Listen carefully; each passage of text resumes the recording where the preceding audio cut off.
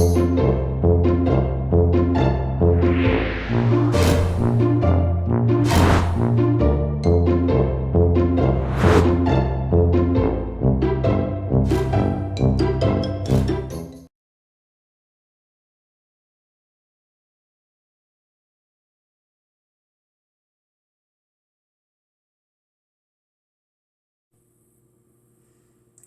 everyone. Today I'm going to read to you the story of Fionn and the dragon. It's a particularly famous one because it's his very first heroic exploit that cemented him as a hero here in Ireland. Now, long, long ago, when Conn of the 100 Battles was High King of all Ireland, there were a group of young men who were becoming famous. They roamed the land and were known as the Fionn, or Band of Warriors. Now, to join this heroic band, a youth had to prove he could run like the wind, race silently through an autumn forest, endure pain without stopping, jump over high branches, and defend himself against the spears of 9 warriors. And besides all that, he had to know by heart the 12 books of bardic poetry. Now, the Fionn's leader was Cool, and he was the bravest and the best of all the warriors. But one man held a grudge against him because his daughter, Morna, had fallen in love with him and they had eloped.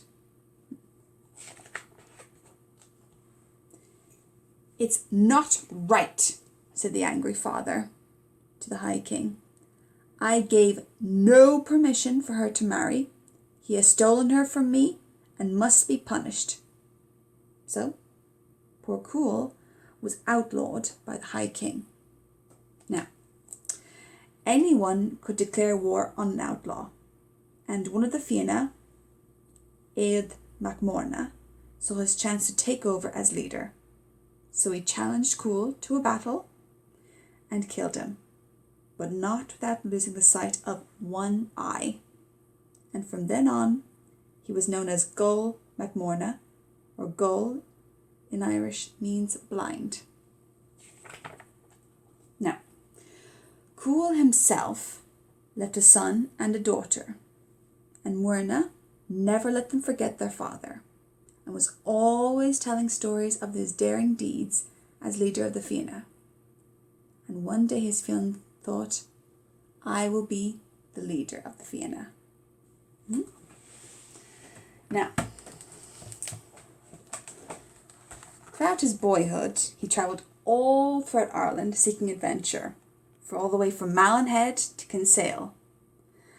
But he never found anything major. So that one day, he met a band of chieftains and soldiers heading off to Tara to celebrate the Feast of Samhain. Now, no one was very happy about celebrating the feast, even though it was a wonderful event, a great party with lots of food and drinking. And this was because Tara was beset by a terrible monster, a great dragon which they called the Burner. He was thought to be one of the Tuatha Danann, one of the old gods, before Christianity came to Ireland, and a demon of the underworld straight from Magmail. That's maybe Irish for hell. Now, the reason why, obviously the Fionn could have fought the Burner, but this horrible monster had a very crafty skill.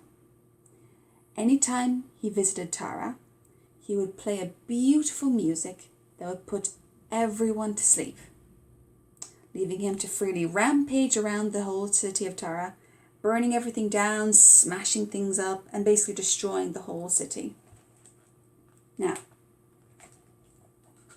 Fionn saw this as a chance for adventure and a chance for him to make his long-thought dream come true, to be a leader of the Fionn.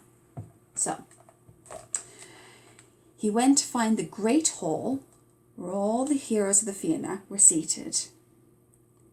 And When he arrived, he went straight to the head table where Gall MacMorna sat.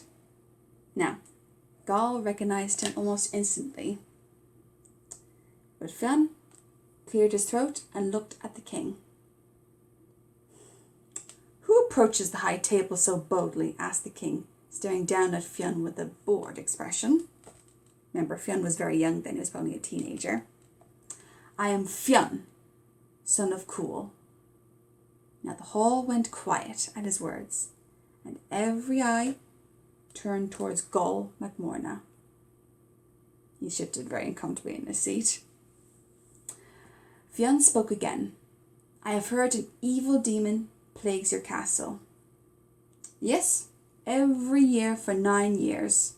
He's known as Allen of the Flaming Breath. Every year he set fire to Tara."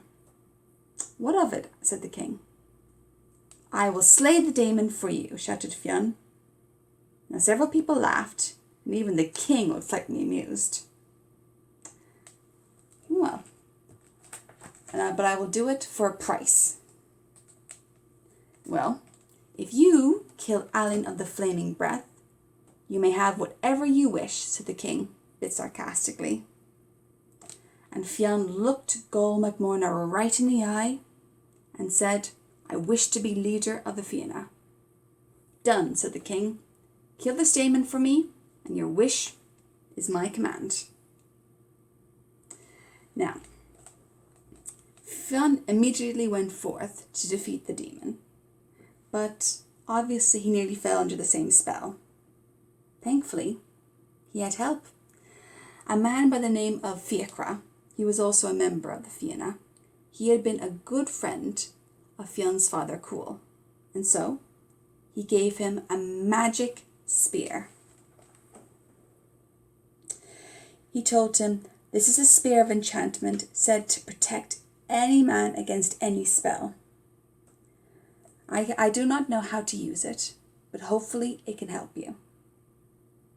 And once he gave the spear to Fionn, he immediately succumbed to the sleep, just like everyone else. Now, Fionn stood at the head of the castle, looking around for the demon, and there he saw him flying from the crowds straight at him.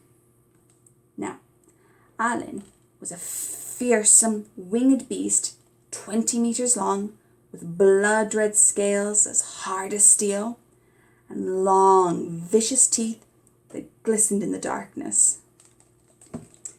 And as he sped towards the castle, flames erupted from his mouth.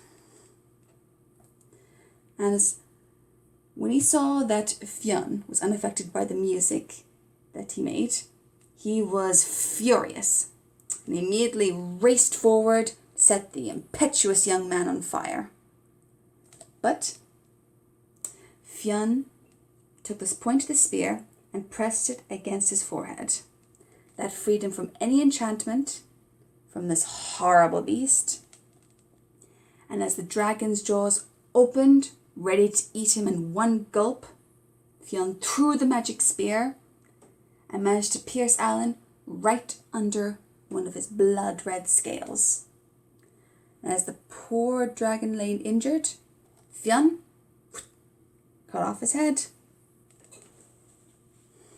Now, Fionn staggered back to the castle with the head and held it up in triumph. And very slowly, people started to awake. And the king ran out into the courtyard and saw Fionn with the dragon's head in his hands. "You did it, my boy! I can never thank you." And everyone shouted and cheered his name. "What about our bargain?" asked Fionn. "I have a man on my word," said the king. "You shall be the new leader of the Fianna, as your father was before you. Gall MacMorna, step forward." And Gall appeared out of the crowd and stepped towards his king. "Do you accept Fionn McCool as your new leader?" said the High King. Gall looked at Fionn and bowed his head. "I accept you as the leader of the Fianna. You have done what no other man could do. you are truly a hero. And Gall knelt before Fionn. And one by one, all the other members of the Fianna emerged from the crowd and joined Gall on their knees before their new leader. And so it was that Fionn McCool became the leader of the Fianna and led them to greater deeds than had ever been performed before Fionn's Fianna. And of course, Fionn's Fianna will always be remembered in Ireland and spoken. I hope you enjoyed that. If you're looking to read more stories about myths and legends, you can look up the number 398 in non-fiction in all the libraries in our service. And if you're also interested, we're doing a lovely Summer Stars reading competition, so you can read books, win amazing prizes, and even take part in lovely creative competitions for art and Lego. Thank you, and have a good day.